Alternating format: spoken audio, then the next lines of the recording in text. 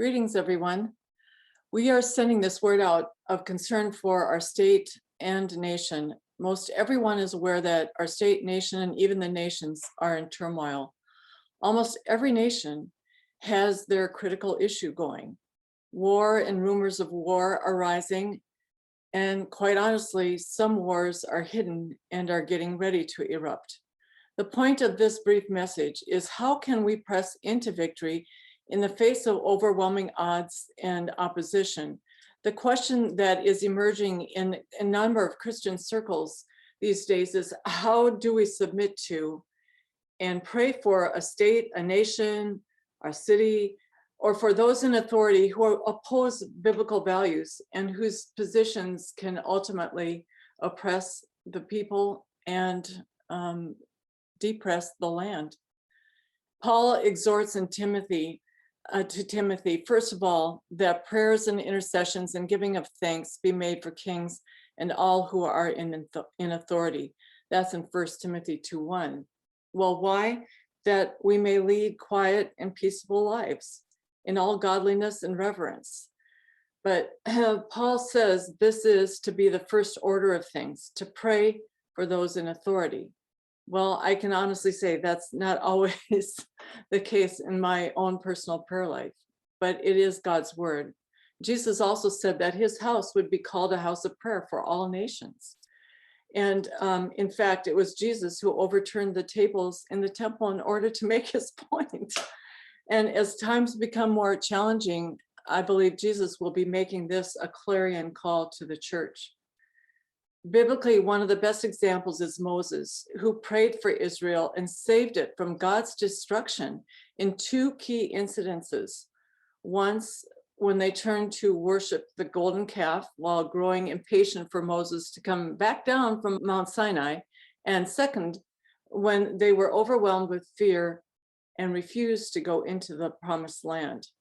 Both carry a similar pattern for us to learn from. But for simplicity, we're just going to look at Numbers 14. This chapter is critical in Israel's journey. It's the point where they refused to go into the promised land, where they became overwhelmed with fear. They had sent in 12 spies to scout out the land, and 10 came back with a report of the land flowing with, they all came back with the land flowing with milk and honey, but 10 of them said that the inhabitants of the land were frightful and put fear into the hearts of Israel. So this is where Numbers 14 picks up. Israel is now in a place of fear. They've turned away from the promises of God, and now they're so fearful they were about ready to kill Moses, Joshua, and Caleb. There are 4 keys from the story that can help us learn to be strong and of good courage in the face of increasing opposition, and to pray for leaders and a nation straying away from biblical values. First of all, let's take a look at what Moses does in Numbers 14. How does he deal with a nation that's moving off into fear? Does that relate to us today? I mean, the COVID-19 thing has been a world globally an onslaught of fear over the nations. But here's what Moses did. Moses showed his heart of complete surrender and obedience to the Lord by recognizing the shortcomings of Israel's lack of faith, by falling on his face. Let's look at Numbers 14:5. Then Moses and Aaron fell on their faces before all the assembly of the congregation of the children of Israel. And who should follow right behind them but Joshua and Caleb? They joined in by tearing apart their clothes. Tearing the garments is an ancient Jewish tradition of showing grief, extreme mourning, or loss. In fact, they were just horrified at the response of the multitudes of the people. They exhorted the people not to rebel and to have faith in God. They went on to say in verse 7, the land we passed through to spy out is an exceedingly good land. They were trying to comfort the people. If the Lord delights in us, then he will bring us into this land and give it to us, a land which flows with milk and honey. Only do not rebel against the Lord, nor fear the people of the land, for they are our bread. Their protection has departed from them, and the Lord is with us. Do not fear them. Well, at this, opposition rose in the camp, and the people were threatening to kill all three of them. Now, this is a similar pattern today in many nations, and including our nation, the United States. The voice of Christians are being drowned out by the voice of the enemy, opposing them day and night. The important thing in this first step is that for us to recognize that there is a departure from God's will. Moses, Caleb, and Joshua all saw it. It only took 3 of them to stand. Actually, there's 4 with Aaron. There was 4 of them in the sea of 1 million people who stood and heard the voice of the Lord. And this is what happens in this. Our cultural norms have a way of subtly covering over biblical truths and justice. Do we see it? Do we see the voice of truth rising up in the nations? Is it being heard? And when it does rise up, what is happening? It's being drowned out by this fear or this opposition. And so we're in a very similar state now in many places in our nations to stand up for truth and for righteousness. So one of it is to recognize the fact that we're in trouble. And I'm here to say that we are in trouble, and we do need to fight for the sake of our children and for our grandchildren. Secondly, what does Moses do? He turns to God. He is in a position where, just figure this. This is in verse 10 of chapter 14.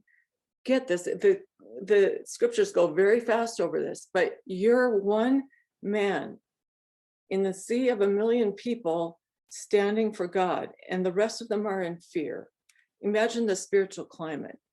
Verse 10 goes on to say, and all the congregation said to stone them with stones.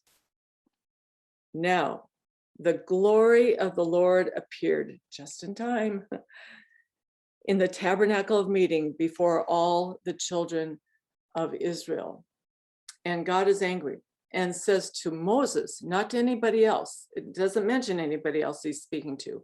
This is what God says in verse 11.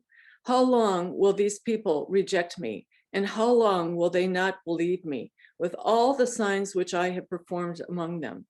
I will strike them with pestilence and disinherit them, and I will make of you a nation greater and mightier than they.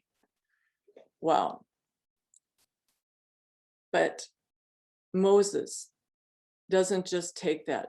What Moses does is he reminds God of his promises to Israel. And he turns to God and he says, and Moses said to the Lord in verse 13, then the Egyptians will hear it, for by your might you brought these people up from among them. And they will tell it to the inhabitants of this land, that they have heard that you, Lord, are among these people, and that you, Lord, are seen face to face, and your cloud stands above them.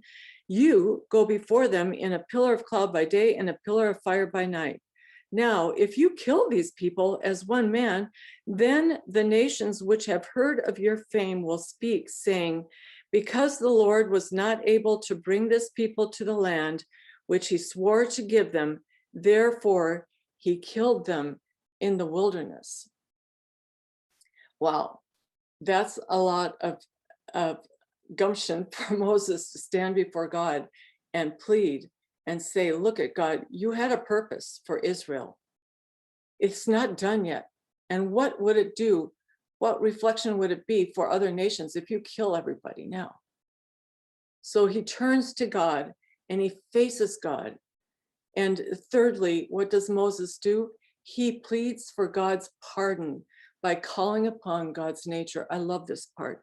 Verse 17, he goes on now in facing God. He reminds him first of the purposes, and now he pleads for God's character to come into play. And now I pray, let the power of my Lord be great, just as you have spoken, saying, The Lord is long-suffering and abundant in mercy, forgiving in iniquity and transgression, but he will by no means clear the guilty, visiting the iniquity of the fathers and the children to the third and fourth generation.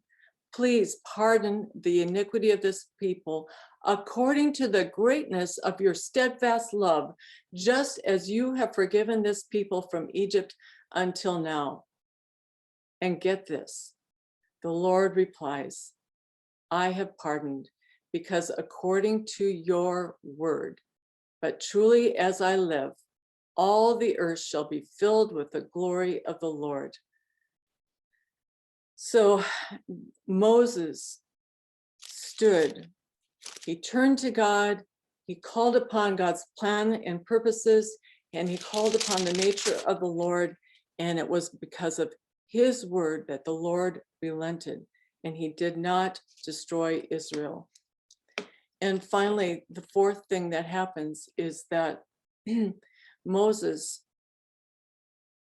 was allowed to live through the judgment that would come upon Israel. And in verse 34, it says, according to the number of the days in which you spied out the land, 40 days, for each day you shall bear your guilt 1 year, namely 40 years, and you shall know my opposition or rejection. But get this, Moses also went through the wilderness for 40 years, but he was able to survive because he knew he was able to bring the people up to the promised land because he knew the promises.